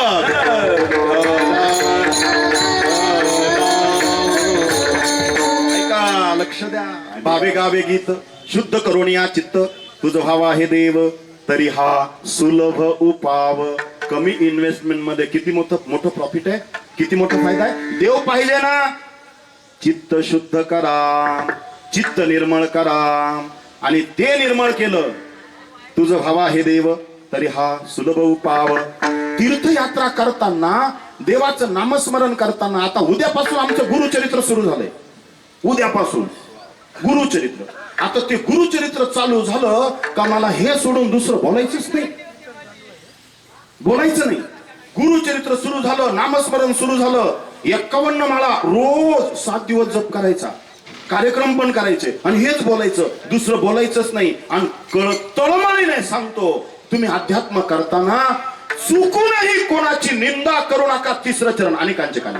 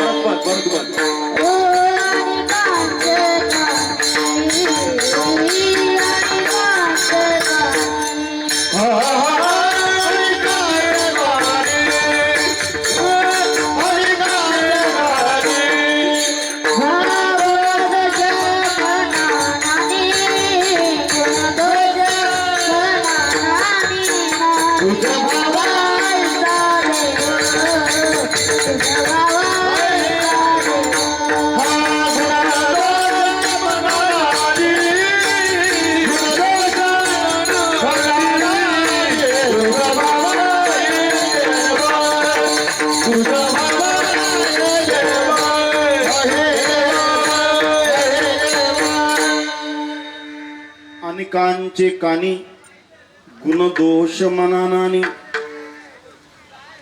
यांना डावरे काकांना निकम काका भेटले. तुम्ही भेटले ना त्यांना, त्यांना भेटले. त्यांच्यामुळे यात्रा झाली का नाही? झाली, झाली. मी हा अभंग मी पुन्हा सांगतो. मी तुमच्याशी बोललो ना मागाशी 5 मिनिटं, आमची लगेच कन्सेप्ट क्लिअर होती. आपल्याला काय बोलायचं आहे, थोडी चर्चा झाली माझी 5 ते 7 मिनिटं फक्त बसून. विचार कर बरं का. अनेकांचे कानी. नाही तुम्ही माझ्यासोबत येऊ नका, माझं पण नाही नाही नाही, मी चाललो ना, चला माझ्यासोबत तुमची यात्रा. गुण दोष मनानानी. याला ते यात्रे करू म्हणतात. आणि आपण सगळे यात्रे करूच आहे. हा, आपण सगळे भाडे करूच आहे, बरोबर ना. एकदा निरोप आला का घर सोडून आम्हाला कळतच नाही आम्ही यात्रे करू आहोत. आणि ती यात्रा करत असताना ही प्रपंचाची, ही आयुष्याची यात्रा कशी सुलभ करता येईल त्या यात्रेमध्ये अनुभव येतात. वैराग्य प्राप्त होतं आणि चित्त शुद्ध होतं. चित्त शुद्ध होण्यासाठी कधी कुणाची निंदा करू नका, कुणाची निंदा ऐकू पण नका. कशासाठी? तुम्ही ऐका रे कान माझ्या विठोबाचे गुण. काय ऐकावं? चांगलं ऐकावं, सुविचार ऐकावे. मनसुख महाराज बोलायचे. मनसुख महाराज माहितीये का? ज्यांनी पुजाऱ्यांच्या तावडीतून पांडुरंगाची मुक्तता केली, रामदास महाराज. ते म्हणायचे या चरणावर बोलताना, अनेकांचे कानी गुण दोष मनानानी.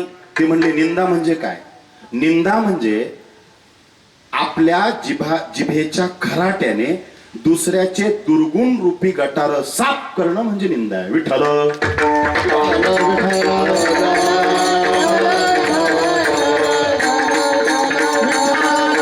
हे बघा, आपली निंदा कोणी करत असेल ना, करू द्या, जाऊ द्या, करू द्या. काय ते निंदिते हे जण सुखे निंदू द्यावे, निंदकाचे घर असावे असू द्या. आणि एक सांगतो, ऐका बरं का, फार गोड वाक्य आहे. 10-15 मिनिटं राहिलेत. काय झालं, कार्यक्रम उशिरा सुरू झाला. आम्ही आलो होतो ना, तुम्ही नव्हते नाही सगळे, म्हणून लेट झालं. तिकडे लक्ष द्या, तिकडे लक्ष द्या. पण काय होतं, कधी कधी लेट येणारेच म्हणत्या 12 वाजले तरी याचं कवर चालतं. तू लेट आला मेल्या. आमच्या बरोबर चालू आहे. लक्षात द्या. इकडे इकडे इकडे बघा माझ्याकडे. ऐका, ऐकताय ना?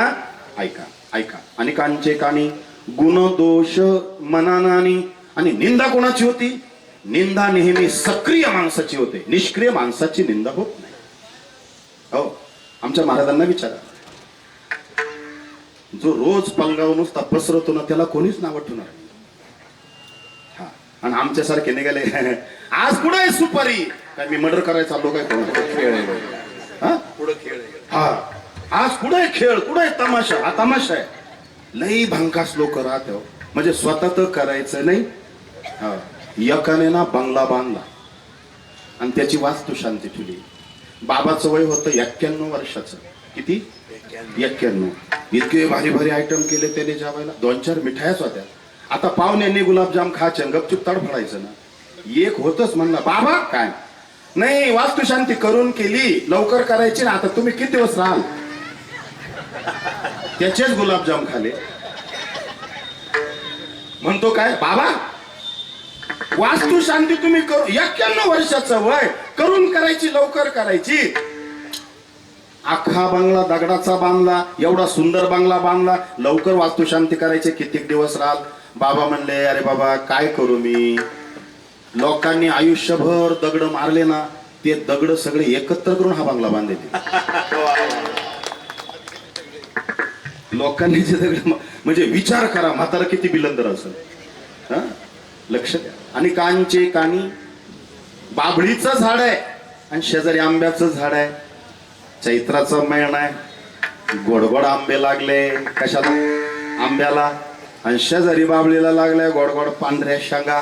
मला सांगा शाळेतून पोरं चालले रिझल्ट घेऊन आंब्याच्या झाडाला दगड मारतील का बाबळीच्या बोला आंब्याच्या मग लक्षातच ठेवायचं जसं आंब्याचा बहर आला का त्याला दगड लोक मारतात तसं आपलं आयुष्य बहरायला लागलं का निंदेचे दगड आपल्या दिशेने येतातच. विठाला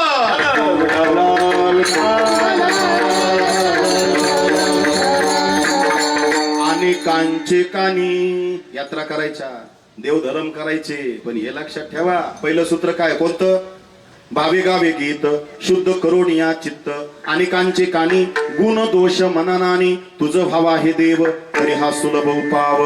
आणि तिसरी क्रिया सांगितली मस्त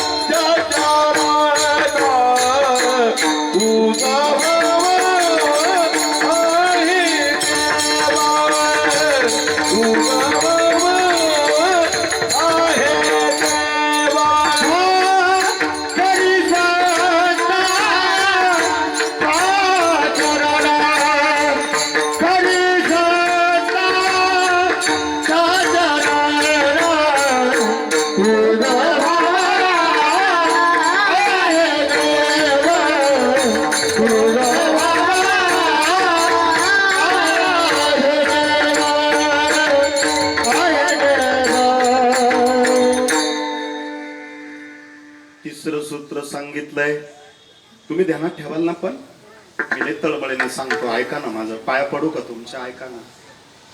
भावे गावे गीत शुद्ध करून या चित्त आणि कांचे कानी गुण दोष मनानानी. तिसरं सूत्र आहे मस्तक ठेंगणा करी संतांच्या चरणा. नर्मदेची परिक्रमा करत असताना इतके साधू बसले तिथं तपाला इतके साधू काही दृश्य आहे काही अदृश्य आहे बरं का बाबा. म्हणजे कमंडलूला कमंडलू दाटतील इतके साधू आहेत तिथं. कारण तुम्ही हिमालयात तप करत असाल तुम्हाला रिझल्ट कधी मिळेल माहित नाही. तुम्ही त्र्यंबकेश्वरी तप करत असाल जप करत असाल रिझल्ट कधी मिळेल माहित नाही. तुम्ही जगाच्या कान्याकोपऱ्यात कुठल्याही तीर्थक्षेत्रावर जप तप अनुष्ठान करा रिझल्ट कधी येईल देव कृपा कधी होईल देव कधी मिळेल सो आय डोंट नो. पण मला एकच कळतं नर्मदेच्या तीरावर बसून एक माळ जप जरी केली तर 1000 माळा जप करायचं पुण्य मिळतं. इतकी ताकद. जोही साधू भेटेल तीर्थयात्रे कोणी भेटो मस्तक ठेंगणा तरी संतांच्या चरणा. पण आम्हाला ना शंका डोंगाड्यात दिसतो. तो त्याचा प्रॉब्लेम आहे, आपला नाही. कोणी भेटो, कोणी जैन साधू असो, महावीर कोणी असो, कोण कधी आपलं कल्याण करून जाईल सांगता येईल काय? हा हो, खवी आणि कांच्या दुःखी. हा. साधू साधू असतो गड्या. ऐका, एकानं कीर्तनात ऐकलं, परीस लोखंडावर घासला का लोखंडाचं सोनं होतं. म्हणजे विषय वेगळा होता. तो काय विषय होता माहितीये का? आपण सारी के करीती तात्काळ नाही काळ वेळ तयार लागी, लोह परीसाची नसावी उपमा सद्गुरु महिमा अगाधची, असा विषय चालू होता. लोखंडाच्या सानिध्यात परीस आला का लोखंडाचं काय होतं बोला? काय होतं? सोनं. तुम्ही परीस पाहिले का? नाही. तुम्ही परीस पाहिला आता काल आले कीर्तनाला. लोखंड पाहिलंय. इकडे लक्ष द्या. तुमच्या गाई त्याने काय केलं माहितीये का? काहीच नाही घेतलं, तेवढंच घेतलं. म्हणलं काही झालं तरी चालेल, परीस शोधायचा. त्याने काय केलं, एक खिळा घेतला, खिशात ठेवला. काळा पिळा पिवळा निळा लाला दगड दिसला का घासायचा.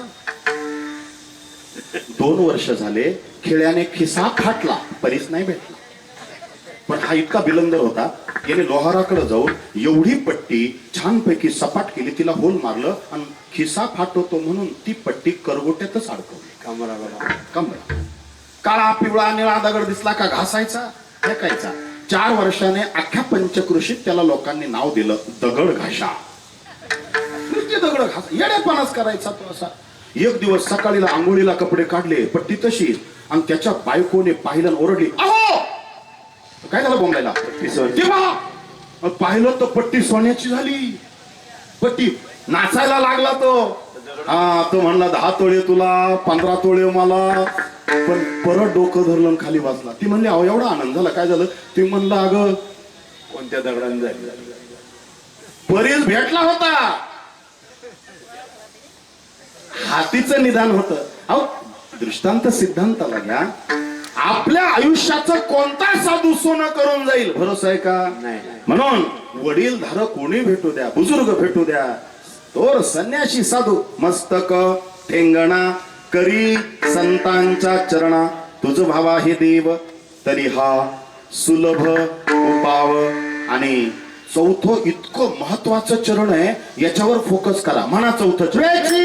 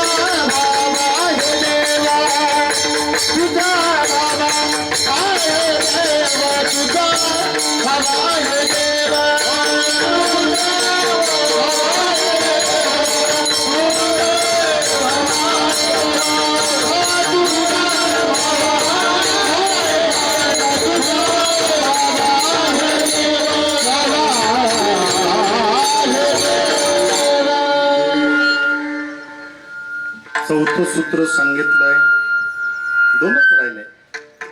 ते बोलले 20 मिनिटं सांगितलंय अजून, म्हणजे अजून माझ्याकडे राहिले 13 मिनिटं. आता तुम्ही सांगितल्यानुसार त्याच्यात बरोबर बसवतो. लक्ष द्या बरं का. ईश्वर प्राप्तीची पंचसूत्री आहे. परत आठवण करून देऊ का? माझी तळमळ आहे, हा अभंग तुमचा पाठ व्हावा आणि तुम्हाला ईश्वराची प्राप्ती व्हावी, सुधारणा व्हावी. भावे गावे गीत शुद्ध करोनिया चित्त. बरोबर. नंबर 2, वेचिते वचन देणे राही समाधान, है ना? बोलताना असं बोला का आपलंही समाधान झालं पाहिजे आणि समोरच्याचंही समाधान झालं. मग आपलं बोलणं असं असतं का आपल्या बोलण्याने वाद होतात का आपण संवादाचं बोलत नाही. वेचिते वचन, पुढच्याचं समाधान मिळालं पाहिजे ना आपल्यालाही समाधान त्या विचाराने मिळालं पाहिजे त्या बोलण्याने. ते काही काहींना सवयच असते, बोलतच नाही, धरते बोलतच नाही. बाबा काय लग्नाला येऊ नका म्हणे का? तुम्ही काही पण बोलतात. नाग वराडी मंडळी नवीन संबंध नाजूक धाग्यासारखे असतात. लग्नाच्या दिवशी काही जर बोलले तर संबंध तुटतील, कृपा करून येऊ नका. हा नाही येत म्हणे, पण पहाटेच उठलं आणि वराडाच्या गाडीच्या टापावर जाऊन बसलो. हा म्हणला वानिकिनीच्या नाताचं लग्न आहे, मी पाहू नको तर काय पाहू. हा बस नातवाचं लग्न पाहिलं का मी डोळे मिटायला आज मोकळा. जाऊ दे म्हणलं, आलं तर आलं. गेलं आणि ते बसलं त्या पलंगावरती. मुलगा गेला म्हाताऱ्याचा, पप्पा काय एक काम करा, काय पाया पडतो, काय बोलू नका, आई बोलू नका, काही बोलू नका. नाही रे नाही बोलत, मी बोलतच नाही, नाही बोलणार मी. मंडपाला आग लागली तरी नको बोलू. गाणंच बोलला, सवय असते ती, जात नाही. पप्पा नवरदेव नवरी एकच इथं आले, लग्न लागलं का जे फटाके ते आम्ही त्या तिकडे वावरात लावणार आहे, त्याच्यामुळं मंडपाला आग लागणार नाही. तुम्ही बोलू नका, शांत बसा. किती वेळा सांगायचं, आणायचं नाही, टापावर बसून आले. नका बोलू, घाण बोलता, नका बोलू. बोललो ना, हा बर नाही बोलत नाही, नाहीच बोलणार. पिंडा एवढा भात खातो मड्यासारखा पडून राहतो, घाणच बोलला. सवय जात नाही एखाद्याची. म्हणून कंट्रोल पाहिजे, कंट्रोल. कशावर? हे फार महत्वाचं आहे. घेई माझे वाचे, काय कंट्रोल आहे? गोड नाम विठोबाचे, हे कंट्रोल आहे. आणि आमचं आउट ऑफ कंट्रोल आहे. वयाच्या प्रबोधे विचार जाणाही, वयाच्या प्रबोधे विचार जाणाही, समान तुझी बालकाचा,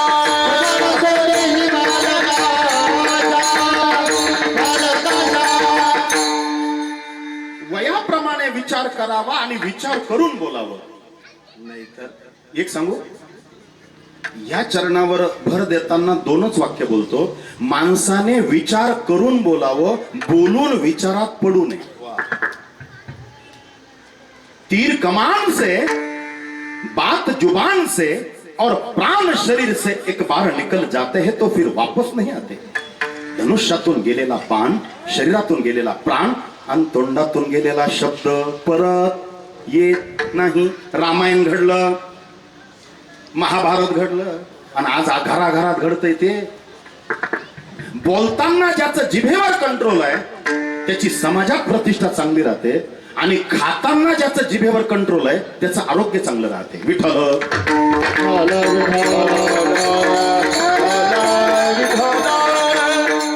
वेचिते वचन, असे तोला मोलाचे शब्द असायला पाहिजे. अरे काय शब्द आहे गाथ्यात, काय शब्द आहे ज्ञानेश्वरी मध्ये, तोला मोलाचे. उगीच लिहायचं म्हणून लिहिलं काय? हा शब्द समोरच्याचं समाधान मिळेल असे शब्द, नाही तर काय आजकालचे शब्द. सोनू तुला माझ्यावर भरोसा नाही का, काय शब्द. सोनू तुला सोन्याची माळ घे, माळ नको लेडीज घड्याळ घे. सोनो तुला सोन्याने मडवी, थांबवू दे सकाळ. म्हणजे अजून पेल येते. अग माझी लाडाची हौसा, मला लागला लॉटरीचा पैसा. कुशाला ऐकू राहिले मी काय हे सांगा आलो काय. अधून मधून थोडस चटणी असली म्हणजे तोंडी लावायला बरं वाटत. लक्ष द्या, हे विचार महत्वाचे नाहीये, काय विचार मांडले. वेचिते वचन, म्हणून देव इतका हुशार आहे. 2 हात दिले, 2 पाय दिले, 2 कान दिले, डोळे 2 दिले, नाक 1 दिलं पण होल, पण तोंड देवाला माहित होत लय डेंजर आहे. 5 किलोची मान बनवली, त्या 5 किलोच्या मानात तोंड बनवलं, त्या तोंडात 50 ग्रॅमची जीभ दिली. किती? खोटं वाटत असेल तर घरी जाऊन वजन करून घ्या. काढून वगैरे. नाही नाही मी इथं रिसर्च आहे, खोटं बोलताच येत नाही इथं व्यासपीठावर. 50 ग्रॅमची जीभ आहे, 6 इंच लांब आहे. खोटं वाटतं घरी गेल्यावर माप करून पहा, पण ती इतकी खतरनाक आहे ती काय ऐकेनाच, म्हणून देवाने 32 दाताचं तिला कुंपण घातलं. बरोबर, तरी ती ऐकेना. शेवट देवाने 2 ओठांनी बंद केली. दवाखान्यात गेले तर असा फोटो असतो, सायलेन्स प्लीज, म्हणजे लोक ऐकतच नाही, बोलतात. एक दिवस जिभेचं आणि दाताचंच भांडण झालं आणि ते भांडण कोर्टात गेलं. ते दात त्या जिभेला म्हणले, हम है 32, तू है अकेली माय, हम एक बार चबा जाए तो फिर याद कहा जाए. हे जिभे, भांडण मिटून घे. हा, अगं आम्ही 32 आहोत तू एकटीच आहे. एकदा चावलो तो कुठल्या कोर्टात जाशील. जीभ म्हणली, माझ्या नादाला लागू नका, तुम हो 32, मैं हो अकेली माय, मैं एक बार टेढ़ी हो जाए तो 32 गिर जाए. काय कळलं?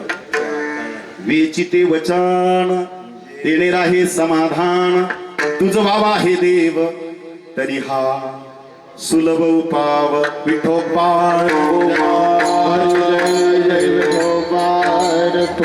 ताली वाजवा, गजर करा. 5 मिनिटात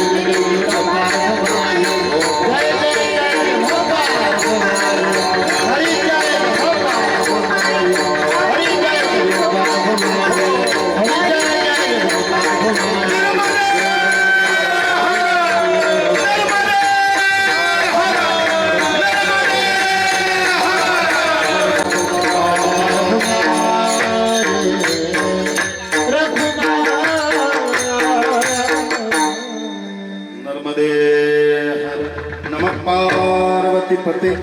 हर हर महादेव. उमा महेश्वर भगवान की जय. नर्मदा मैया की जय. भावे गावे गीत शुद्ध करून या चित्त. तुझ भावा हे देव तरी हा सुलभ उपाव.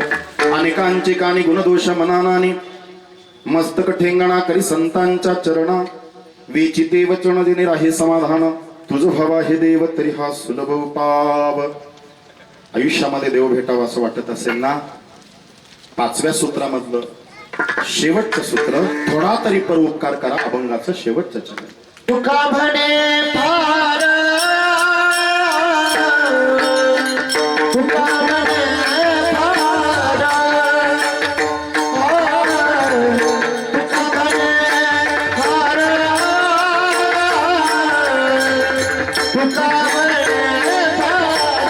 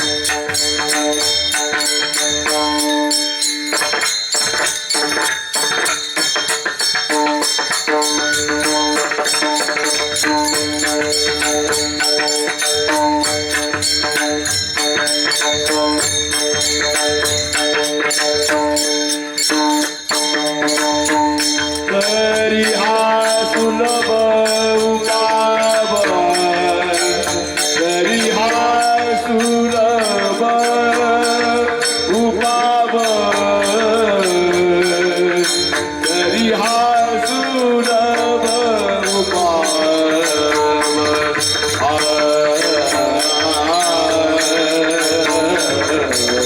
तरी हा सुलभ उपाव हरी हा सुलभ उपाव हरी हा सुलभ उपाव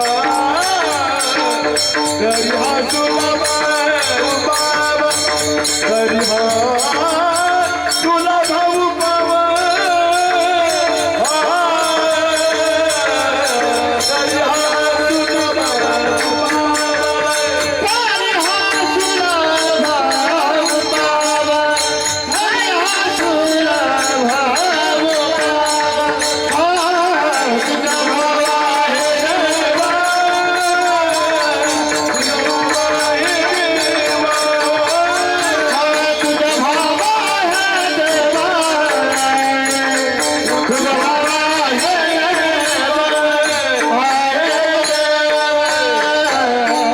सुलभ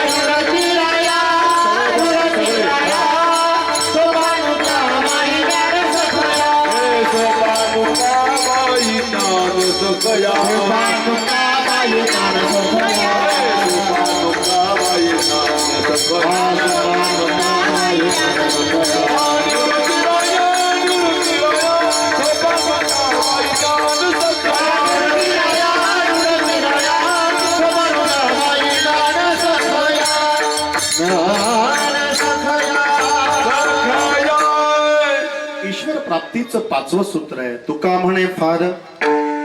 म्हणे फार थोडा तरी परोपकार तुझ भावा हे देव तरी हा सुलभ उपाय. वेळ संपुष्टात आली. मध्यान्ह काळ झालाय. अन्नदानाची ही पवित्र वेळ आहे. प्रसाद घेतल्याशिवाय कोणी जायचं नाही. किती घाई असली तरी प्रसाद घेऊन जा. आज टावरे काका असतील, निकम काका असतील, यांनी इतक्या कष्टाने इतकी शरीराची पिळवणूक करून जीवानं शिवाकडे कनेक्ट व्हावं यासाठी केलेली ही क्रिया म्हणजे नर्मदा मातेची परिक्रमा आहे. संकट जरूर येतात पण नर्मदा माईच्या कृपेने ते दूर होतात. रस्ता तीच दाखवते आणि तिनेच बोट धरून त्यांना चालायला शिकवलं. यात्रा पूर्ण करून घेतली. नाही तर एवढ्या वयामध्ये फिटनेस टिकणं अवघड आहे. होत नाही. इतक्या दिवस चालायचं आहे. किती किलोमीटर अंतर आहे ते आणि एवढं ते पार करून एवढी सुलभ आणि सुंदर यात्रा केली. अभिनंदन. धन्यवाद तुम्हाला. पूर्वपुण्य होते गाठी म्हणून घडल्या या गोष्टी. तुका म्हणे होता ठेवा. फार फार पुण्याचं सुकृत आणि फार पुण्याचा मोठा साठा नवे रास एकत्र आली म्हणून ही करण्याची तुम्हाला संधी प्राप्त झाली. आशीर्वाद द्या आम्हा सगळ्यांना का तुमच्याकडून जी सेवा घडली आहे थोड्या बहुत अंश प्रमाणात ती सेवा आमच्याकडून नर्मदा माईची सेवा घडो आणि लवकरात लवकर आमची ही परिक्रमा घडो. तुका म्हणे फार थोडा तरी परोपकार. आपल्या आयुष्यामध्ये थोडा तरी परोपकार करा. नका घालो दूध जयामध्ये सार. ताकाचे उपकार तरी करा. आणि पुण्य आणि पाप म्हणजे काय ज्यानं त्यांना व्याख्या बघावी. हे चरण आलं म्हणून बोलतो. आता विषयांतर करायचं नाहीये पण जोडून आहे. व्हेरी गुड कॉम्बिनेशन आहे. पुण्य ते परोपकार पापते परपीडा. पुण्य पाहिजे आणि पुण्य जर जमा झालं तर देव भेटतो, बरोबर आहे ना. मग ते पुण्य कशाने मिळणार आहे? पुण्य ते परोपकार. मग ते जास्त परोपकार सगळंच घ्यायचं घरातलं आणि वाटून द्यायचं नाही, नाही. थोडा तरी परोपकार. दूध घ्या, त्याला विरजण लावा, त्याचं घुसळण करा, त्याच्यातलं लोणी काढून घ्या, दुधाचा सगळा अर्क इसेन्स काढून घ्या, त्याचं तूप बनवा आणि उरलेलं ते ताक तरी तुम्ही दान करा, है ना. ताकाचे उपकार, थोडा तरी परोपकार करा आपल्या आयुष्यामध्ये. आता समारोप करतो बरं का. ही पंचसूत्री तुम्ही जीवनामध्ये अवलंबल्यानंतर देव तुम्हाला भेटेल का नाही मला माहित नाही. महाराज 2 तास कीर्तन केलं, सगळं वाया घालवता काय? नीट ऐका, आता समारोप आहे, लक्ष द्या, सर्वांगाचे कान करा. भावे गावे गीत शुद्ध करून या चित्त, बरोबर है ना. अनेकांचे कानी गुण दोष मनाना आणि मस्तक ठेंगाणा करी संतांच्या चरणा वेचिते वचन येणेरा हे समाधान.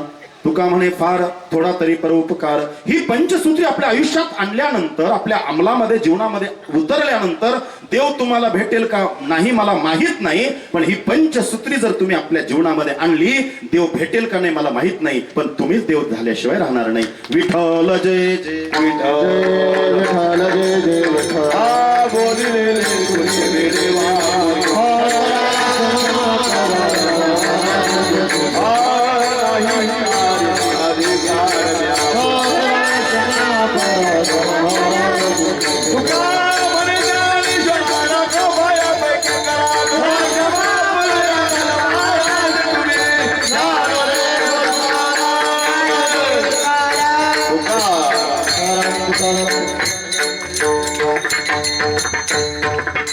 चला कोण बोलते? दोन शब्द बोला लवकर या. तुम्ही बोलता, या बोला बोला दोन कोणी बोलणार आहे का? पुढे या. ऐका. या माईकवर या. या माईकवर. आज या ठिकाणी हरिभक्तीपरायण श्री एकनाथ राजारामजी डावरे आणि हरिभक्तीपरायण श्री देवीदासजी भोजा निकम या दोनही भगवत भक्तांनी सद्गृहस्थांनी 3600 किलोमीटरची नर्मदा मैयेची पायी परिक्रमा या ठिकाणी परिपूर्ण केलेली आहे. आणि परिक्रमा पूर्ण करून ते सुखरूप अशा पद्धतीने आज या ठिकाणी आपल्या घरी पोहोचलेले आहे. खरं तर नर्मदा मैयेची परिक्रमा ही एक प्रकारची साधना असते. महाराजांनी कीर्तनातही सांगितलं, नर्मदा मैयेच्या परिक्रमेला गेल्यानंतर साक्षात मैयेचं दर्शन होतं, अशी अनुभूती सर्व परिक्रमावासियांची असते. आणि आमच्या डावरे काकांनी आणि निकम काकांनी या दोघांनीही खऱ्या अर्थाने खडतर अशा पद्धतीची 3600 किलोमीटरची ही पायी परिक्रमा पूर्ण केलेली आहे. आपण सर्वजण टाळ्यांच्या गजरामध्ये त्यांचं या ठिकाणी स्वागत करूया. खऱ्या अर्थाने ही खडतर असा प्रवास त्यांनी परिपूर्ण केलेला आहे. दोघांनाही नर्मदा मैयेची कृपा दोघांच्याही वरती झालेली आहे. आपण पुन्हा एकदा सर्वजण मिळून भगवान परमात्म्याकडे त्यांच्या उदंड आयुर आरोग्याकरता प्रार्थना करूया, त्यांना धन्यवाद या ठिकाणी देऊया. नर्मदा मैयेची परिक्रमा पूर्ण केली म्हणजे धर्मशास्त्र असं सांगतं त्याचं माऊंद केलं पाहिजे. आणि म्हणून या माऊंदेच्या निमित्ताने, या परिक्रमेच्या सांगतेच्या निमित्ताने महाराष्ट्रातील ख्यातनाम कीर्तनकार स्वामी समर्थ महाराज चरित्रकार आणि स्वामींचे सेवेकरी आदरणीय हरिभक्तीपरायण गुरुवर्य श्री गणेशजी महाराज करंजकर महाराजांनी उत्कृष्ट अशी कीर्तन सेवा या ठिकाणी केलेली आहे. परिक्रमेचं महत्व त्यांनी आपल्याला मागच्या 2 तासामध्ये विशद करून सांगितलेलं आहे. आपण त्यांचेही टाळ्यांच्या गजरामध्ये या ठिकाणी स्वागत करूया. आजच्या कीर्तनाच्या साथीकरता महाराष्ट्रातील ख्यातनाम मृदंगाचार्य आदरणीय हरिभक्तीपरायण मृदंग सम्राट जी श्री महेशजी महाराज सूर्यवंशी तेही या ठिकाणी उपस्थित झाले. गोड मृदंगाची सेवा या ठिकाणी केली, त्यांचे टाळ्यांच्या गजरात स्वागत करूया. गोड गाण्याची साथ ज्यांनी केलेली आहे महाराष्ट्रातील एक ख्यातनाम गायनाचार्य वारकरी जीवन ज्यांचं आहे आदरणीय हरिभक्तीपरायण श्री अशोकजी महाराज झाडे, त्यांचे टाळ्यांच्या गजरात स्वागत करूया. आपल्या या कीर्तनाच्या साथीकरता आमच्या वारकरी गुरुकुलातील सगळे वारकरी विद्यार्थी या ठिकाणी उपस्थित झाले, त्यांनाही परिवाराच्या वतीने धन्यवाद देतो. खऱ्या अर्थाने माझा बोलता बोलता आवाज बंद झाला. साऊंड सिस्टीम वाल्यांची अपेक्षा माझ्या लक्षात आली. साऊंड सिस्टीम वाल्यांनी सुद्धा खूप छान साऊंड या ठिकाणी लावला. आमच्या सगळ्यांचा आवाज तुमच्यापर्यंत पोहोचवण्याचं काम केलं. मी आमच्या साऊंड सिस्टीम वाल्या दादा, आमच्या सागर भाऊंची सिस्टीम आहे त्यांनाही धन्यवाद देतो. शिवा भाऊंची साऊंड सिस्टीम आहे आणि जोग ब्रह्म साऊंड सिस्टीम पाटोळे त्यांनाही धन्यवाद या ठिकाणी देतो. आपण सर्वजण या मावंद्याच्या निमित्ताने खऱ्या अर्थाने या ठिकाणी उपस्थित झालात. आपण सर्वांना धन्यवाद देतो.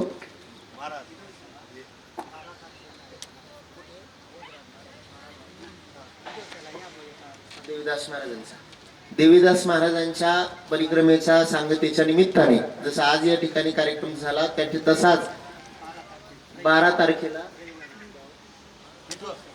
बिजोरस सटाणा या ठिकाणी नर्मदा मैयेच्या परिक्रमेचा सांगतेचा कार्यक्रम होणार आहे. तेव्हा त्याही कार्यक्रमाचं सर्वांना निमंत्रण मी आदरणीय देवीदास महाराजांच्या वतीने आपण सर्वांना देतो. आणि आपण सर्वजण सर्व आप्तेष्ट नातेवाईक गणगोत मित्र परिवार बाबांच्या या परिक्रमेच्या सांगतेच्या कार्यक्रमाच्या निमित्ताने आपण सर्वजण उपस्थित झालात. सर्वांचे परिवाराच्या वतीने हार्दिक आभार मानतो. सर्वांना धन्यवाद देतो. आणि कृपया प्रसाद घेतल्याशिवाय कुणी जाऊ नका. नर्मदा मैयेचा हा प्रसाद आहे.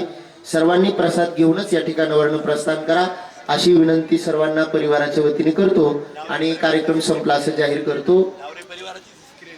हा, डावरे परिवाराचीच ही स्क्रीन आहे. त्यांनाही धन्यवाद. बरं, ठीक आहे. त्यांनाही धन्यवाद देतो. आपण सर्वजण आलात, पुन्हा सर्वांना धन्यवाद देतो. आणि कार्यक्रम संपला असं जाहीर करतो. याच ठिकाणी प्रसादाकरता सर्वांनी पंक्ती करून घ्या.